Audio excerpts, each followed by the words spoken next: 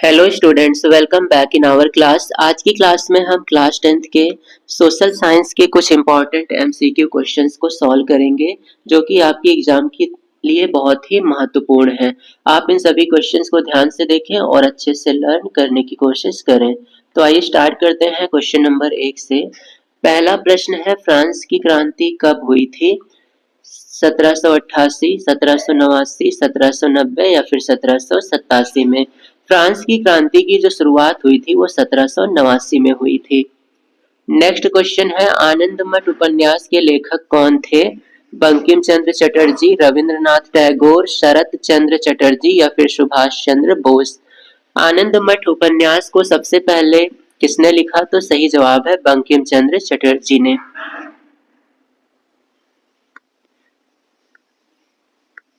Next question है, विश्व व्यापार संगठन की स्थापना किस वर्ष हुई थी? 1991, 1994, 1992 या फिर 1995 में?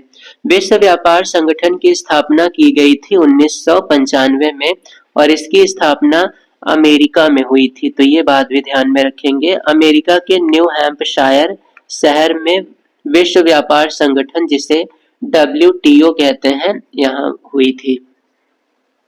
क्वेश्चन नंबर 4 है, ज्योतिबा फूले ने कौन सी पुस्तक लिखी थी? गुलामगिरी, स्त्री धर्म, आमार जीवन या फिर कथा सागर? ज्योतिबा फूले ने गुलामगिरी नामक पुस्तक लिखी है।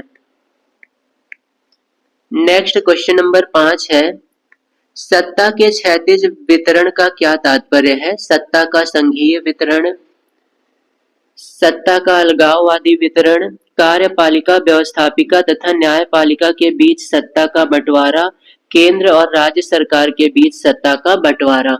सत्ता के क्षैतिज वितरण का तात्पर्य है कार्यपालिका, व्यवस्थापिका तथा न्यायपालिका के बीच सत्ता का बंटवारा।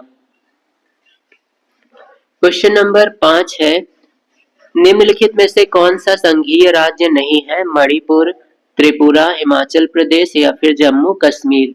इनमें से जम्मू कश्मीर ये संघीय राज्य नहीं है, बल्कि ये केंद्र शासित प्रदेश है। और अन्य तीनों संघीय राज्य हैं। क्वेश्चन नंबर 7 है, धर्मनिरपेक्ष राज्य की क्या परिभाषा है? जिसमें धर्म का कोई स्थान नहीं होता है, एक राष्ट्र एक धर्म में विश्वास होता है, केवल बहुसंख्यक वर्ग के धर्म को मान्यता मिलती है, सभी धर्मों को समान समझा जाता है। धर्मनिरपेक्ष का मतलब होता है सभी धर्म समान, किसी भी धर्म को कोई विशेष मान्यता नहीं दी जाती है, अपितु सभी धर्म एक समान समझे जाते हैं। ऐसे राज्य को धर्मनिरपेक्ष राज्य कहते हैं और भारत एक धर्मनिरपेक्ष राज्य है। क्वेश्चन नंबर 8 है, राजनीतिक दलों के सामने कौन सी चुनौतियां हैं? आंतरिक लोकतंत्र का न होना, परिवारवाद, धन और अपराधी तत्वों का प्रभाव या फिर इनमें से सभी?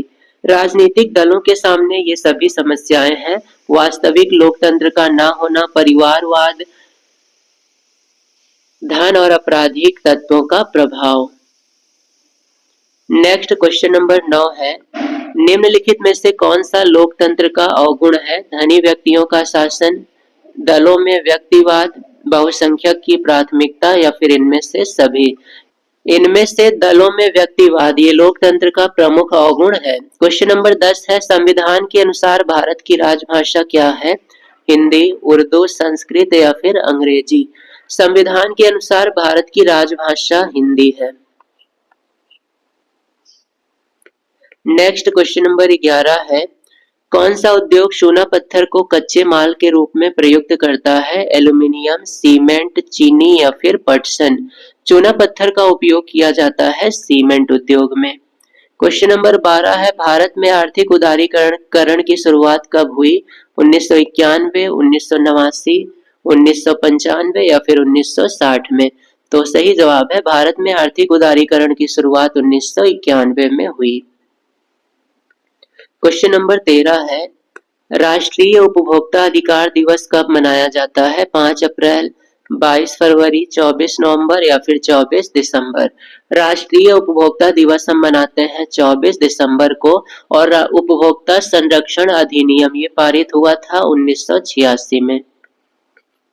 क्वेश्चन नंबर 14 है लौह अयस्क किस प्रकार का संसाधन है? नवीकरण, प्रवाह, जैव या फिर अनवीकरण। लौह अयस्क एक प्रकार का अनवीकरण योग्य संसाधन है, अर्थात ये एक बार समाप्त हो गया तो पुनः प्राप्त करना संभव नहीं रहेगा। क्वेश्चन नंबर 15 है निम्नलिखित में से कौन सा राज्य तांबा का मुख्य उत्पादक है? मध्य प्रदेश, तमिलनाडु, उत्तर प्रदेश या फिर बिहार। तांबा का सर्वाधिक प्रमुख उत्पादक राज्य है मध्य प्रदेश। क्वेश्चन नंबर 16 है निम्नलिखित में से कौन सा व्यक्ति अर्थव्यवस्था के प्राथमिक क्षेत्र से संबंधित है?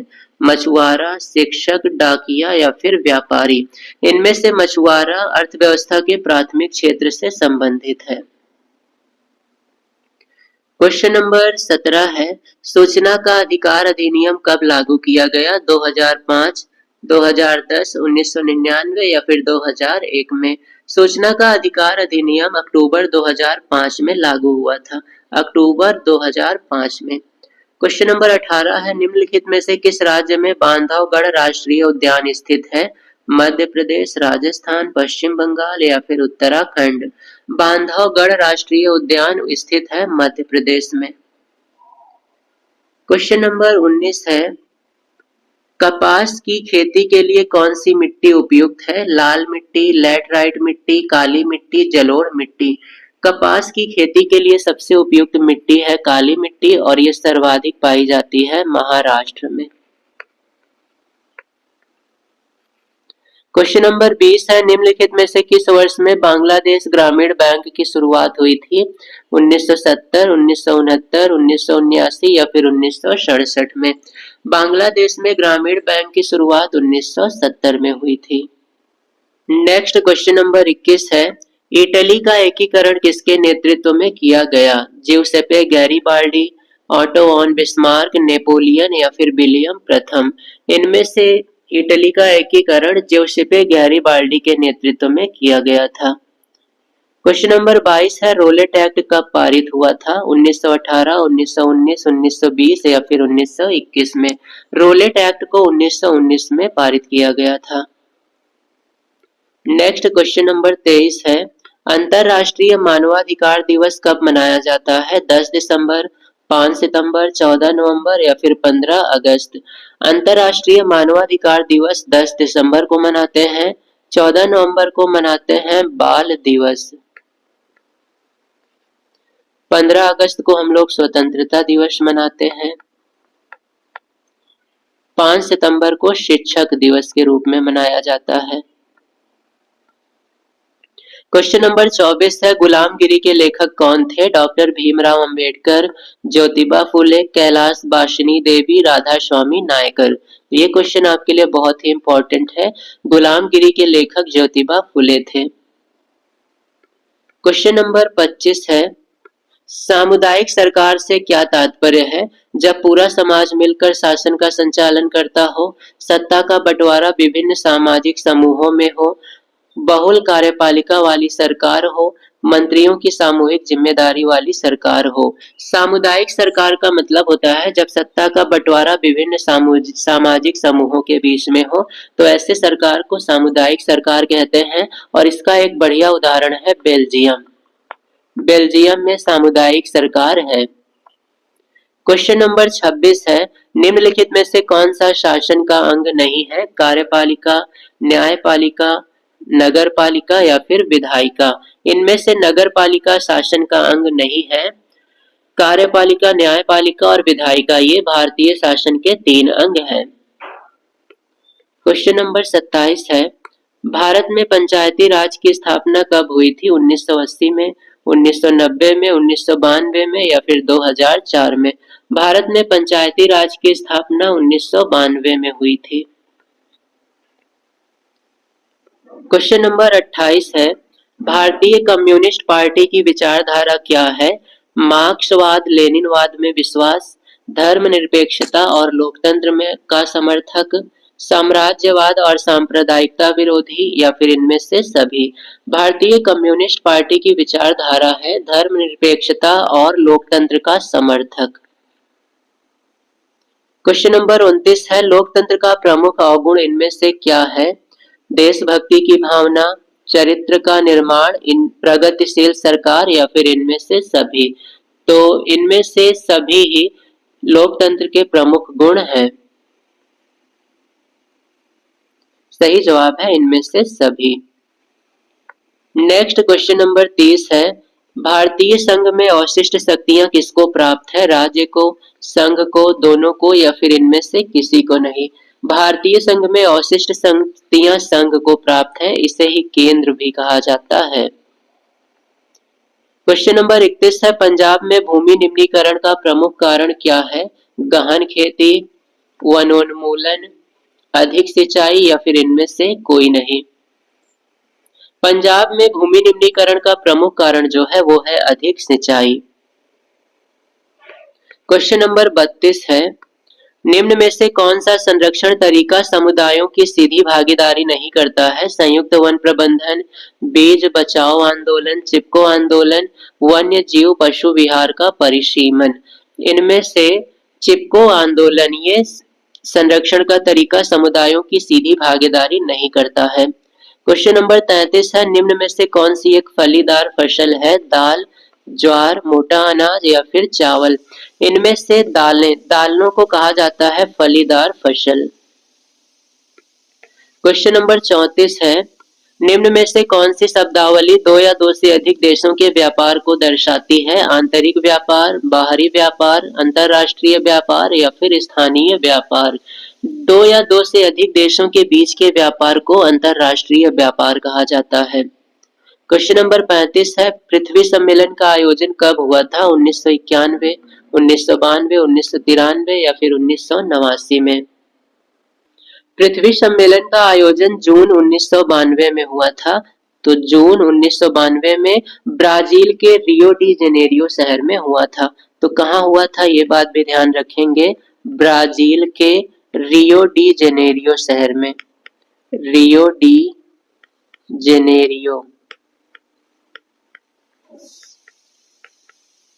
पृथ्वी सम्मेलन जून 1992 में ब्राजील के रियो डी जेनेरियो शहर में हुआ था। क्वेश्चन नंबर 36 है, एक देश का अधिकांशतः प्राकृतिक प्रक्रिया से उत्पादन किस क्षेत्र की गतिविधि के अंतर्गत आता है? प्राथमिक, द्वितीयक, तृतीयक या फिर सूचना प्रौद्योगिकी। प्राकृतिक प्रक्रिया से उत्पादन ये आता है प्राथमिक क्षेत्र के अंतर्गत। द्वितीयक क्षेत्र के अंतर्गत आते हैं उद्योग। तृतीय क्षेत्र के अंतर्गत आते हैं सेवाएं। क्वेश्चन नंबर 37 है, स्वयं सहायता समूहों में बचत और ऋण संबंधी निर्णय कौन लेता है? बैंक, सदस्य, गैर सरकारी सदस्य या फिर इनमें से कोई नहीं। स्वयं सहायता समूह में बचत और ऋण के निर्णय सदस्यों के द्वारा ही लिए जाते हैं। क्वेश्चन नंबर 38 है, वैश्वीकरण ने जीवन स्तर के सुधार में सहायता पहुंचाई है। वैश्वीकरण से किन लोगों के जीवन स्तर के सुधार में सहायता हुई है? सभी लोगों के, विकसित देश के लोगों के, विकासशील देश के श्रमिकों के या फिर इनमें से कोई नहीं। वैश्वीकरण के द्वारा विकासशील देश के श्रमिकों के जीवन में सुधार हुआ है। क्वेश्चन नंबर 39 है, भारत में उदारीकरण प्रक्रिया की शुरुआत कब हुई थी? 1981, 1991, 1971 या फिर 2001 में। भारत में उदारीकरण प्रक्रिया की शुरुआत 1991 में हुई थी।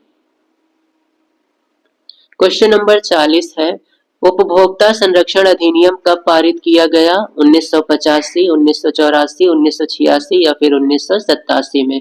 उपभोक्ता संरक्षण अधिनियम को 1986 में पारित किया गया था और साथ ही साथ 24 दिसंबर को हम लोग उपभोक्ता दिवस के रूप में मनाते हैं। इस प्रकार से आज की क्लास को हम यहीं पर विराम करेंगे। इसी प्रकार से आप अपनी तैयारी करते रहें और अगर आप चैनल पर नए हैं तो चैनल को सब्सक्राइब और वीडियो को एक लाइक जरूर करें।